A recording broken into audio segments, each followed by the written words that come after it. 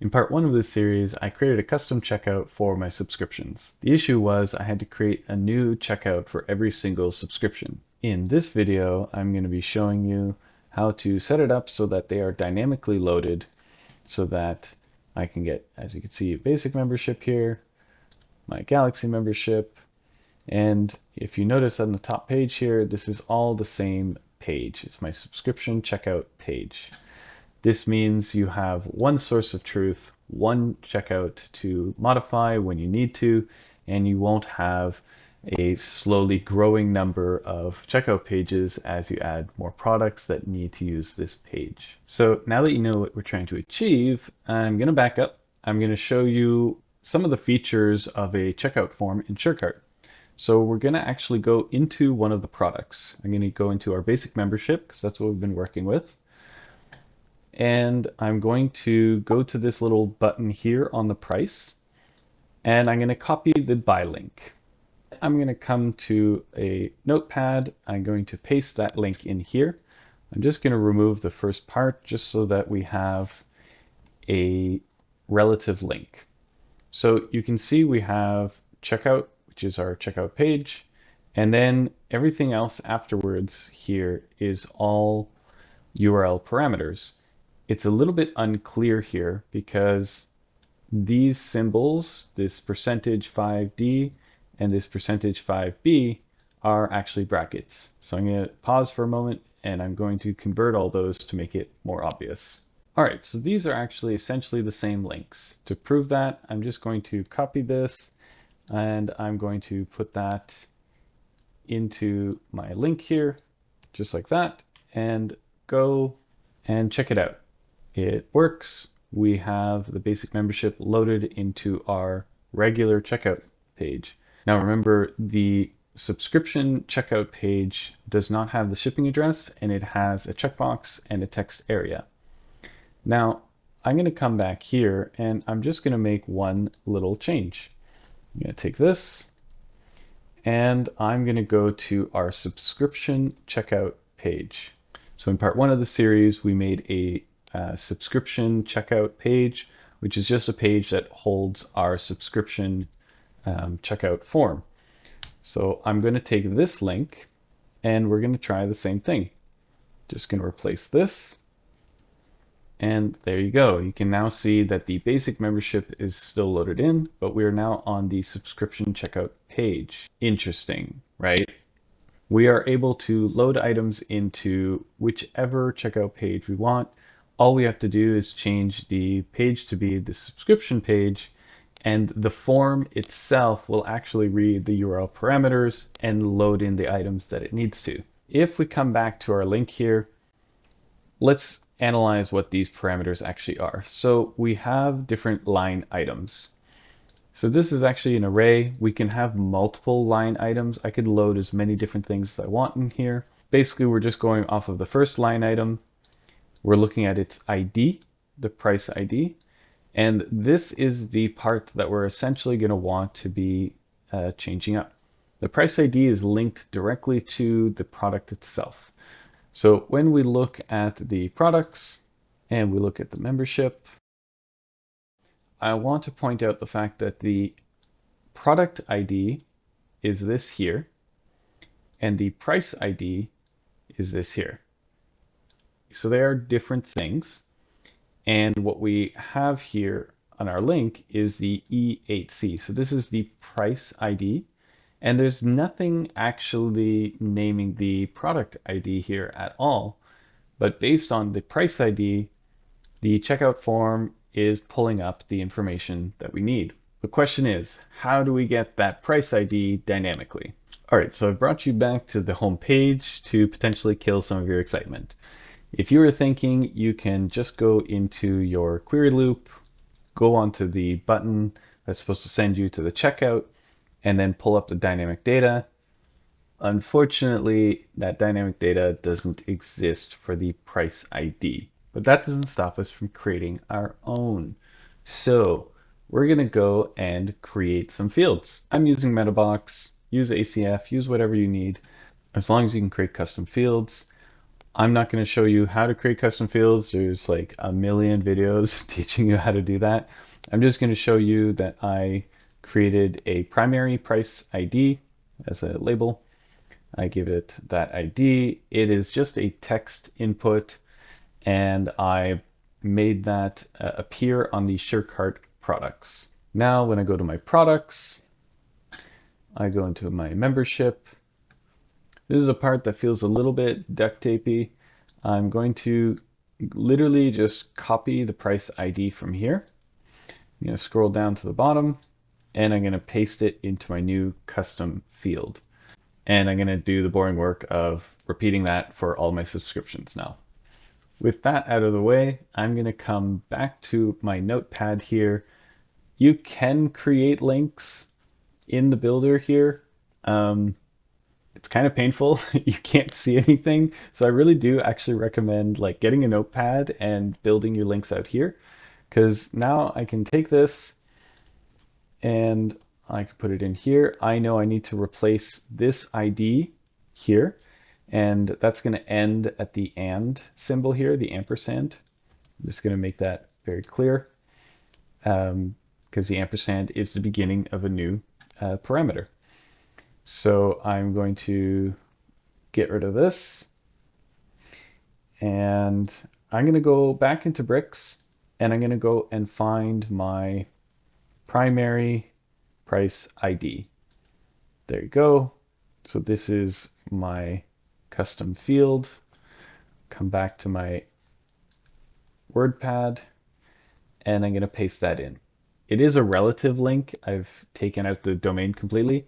I highly recommend you always use that, because if you ever need to move domains, that work can be mind-numbing.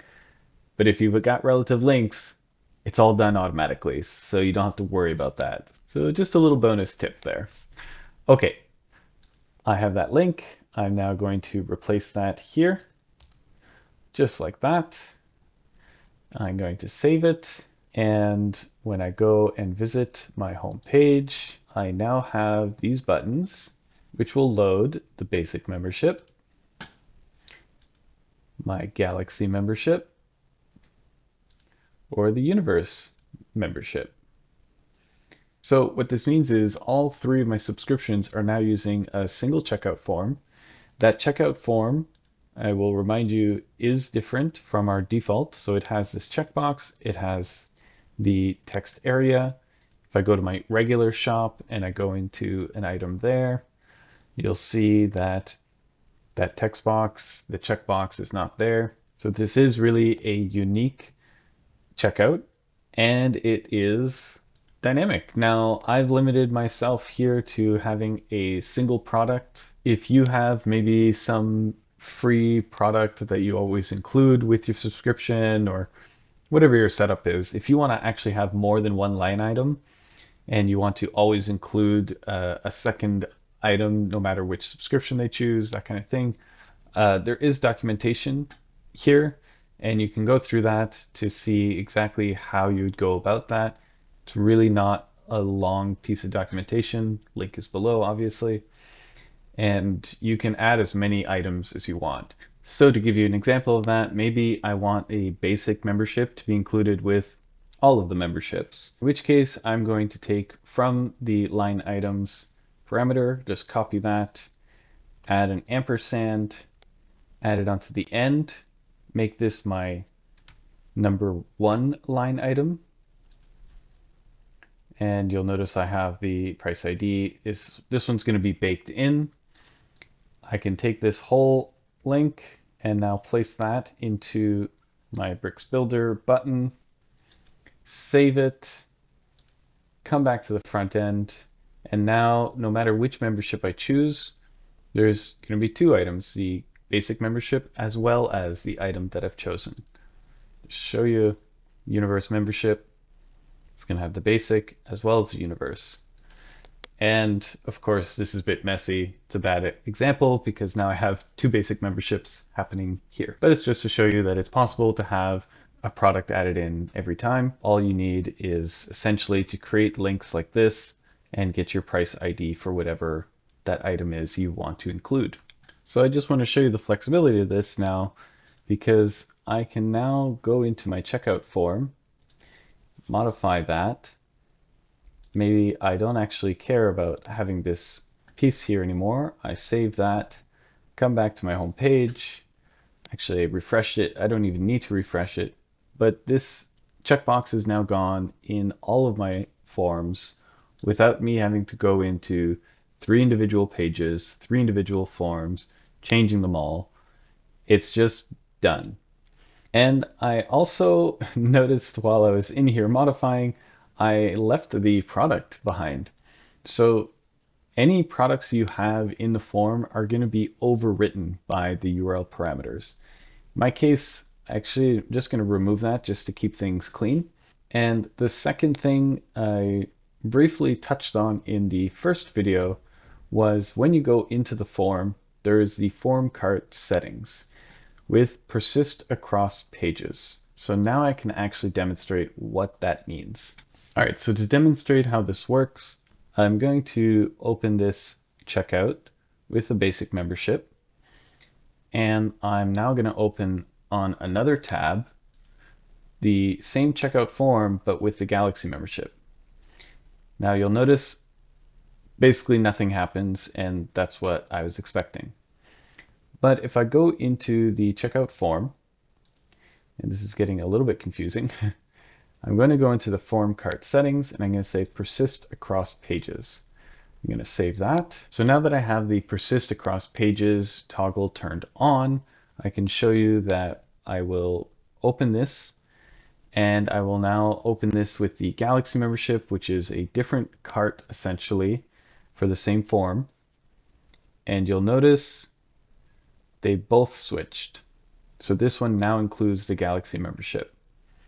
If you missed that, I am now going to show you we have basic membership and Galaxy membership. I'm going to now open this with the Universe membership. And there you go. The first page changed without me having to do anything. This is a way to make sure that your customer who might be jumping around and creating a ton of tabs will always consistently have the same checkout. And that way they don't end up potentially purchasing the wrong thing because they went back to the wrong tab. They're always going to end up with the last product they were kind of looking at this way. So when you're using these types of checkout forms dynamically, like we're doing here, I do recommend turning this setting on. Now, some of you were likely playing around while you're watching these videos, and you might have noticed something that I didn't quite talk about yet, which is the fact that if you have something in your cart, that cart only really works with your default checkout. Meaning I have that brownie in there, but as soon as I add the subscription membership, the brownie is gone. Honestly, in my situation, I kind of want it to work that way. I only want you to buy a subscription solo and products solo. I don't want you mixing and mingling. It makes it a bit confusing for orders and stuff like that. And I think most situations you will want that kind of setup as well. My cart is still kind of hanging out here. So it could make it a little bit confusing that the cart doesn't match the current checkout form. But if I hit checkout here, it brings me to another checkout form, which is our default with that brownie. One of the ways you can get rid of that little cart is to go and, as I do have this as a bricks page, I'm just going to go edit with bricks and just add the custom code of the wp-block-surecart-cart-icon. This is just the name of the class, and set that display to none. This isn't going to prevent the JavaScript from loading up or anything like that, but this is probably the easiest, quickest way to go and get rid of that. If you want, you can go and target the JavaScript and tell it not to load on this specific page. That's a bit more complex. So this is a solution that works for me. The JavaScript is not going to slow down your checkout enough to make someone not convert. So I like to think in terms of what's business practical. This is business practical. It's fast, it's easy, and it works. So that's it. We now have a functioning subscription checkout page which dynamically loads in the different subscriptions. The solution is mostly scalable. There is that one little duct tape moment where we are copy pasting a price ID into itself. I'm going to continue to dig around and see if I can automate that part, because explaining that to a client after you hand off a website might be a little bit weird. There's nothing significantly problematic about it. You just give a video to a client explaining that that's how it's done, and they will do it. Hopefully the content has been useful to you and you don't mind a little bit of duct tape like that. In part 3 of the video, I'm now going to show you what we can do with that data that we're collecting with our new checkout forms. I'll see you there.